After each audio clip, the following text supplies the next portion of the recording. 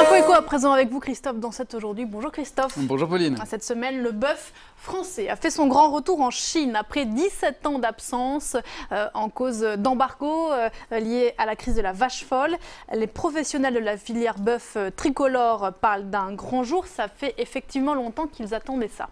Ça fait effectivement longtemps qu'ils attendaient ça. L'embargo avait débuté en 2001 et il a pris fin au printemps 2017, c'est-à-dire il y a plus d'un an et demi. Mais depuis, il a fallu tout un tas de procédures administratives pour enfin obtenir l'agrément d'importation. Des procédures qui, nous disait-on, allaient prendre jusqu'à 2 ans, voire plus, et qui ont finalement été accélérées grâce à des interventions politiques de tout premier plan. Celle du président de la République en personne, Emmanuel Macron, qui a fait le déplacement à Pékin en janvier dernier et qui a évoqué le sujet. Celle aussi, surtout, du Premier ministre, Édouard Philippe, qui lui était à Pékin au mois de juin dernier.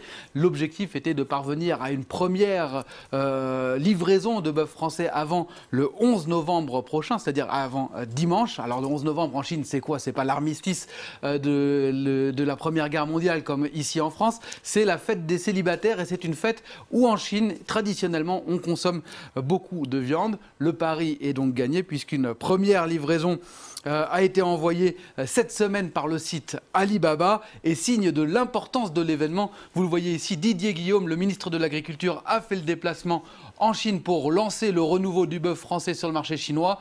Et il a publié ses photos sur le site internet du ministère de l'Agriculture. Un marché plein d'avenir pour la filiale bœuf.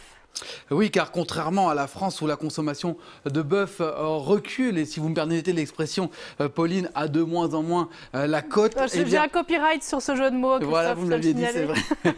Eh bien, en Chine, elle est en pleine accélération. Alors certes, vous le voyez, la viande de bœuf est encore beaucoup moins populaire que celle de porc, qui est surtout 2 fois moins chère. Mais avec le niveau de vie qui augmente en Chine, eh bien, les Chinois sont de plus en plus nombreux à se tourner vers la viande de bœuf. Le pays a importé près de 700 000 tonnes de viande bovine l'année dernière. C'est 20% de plus qu'en 2016. La Chine est même devenue le 2e importateur de viande bovine derrière les États-Unis.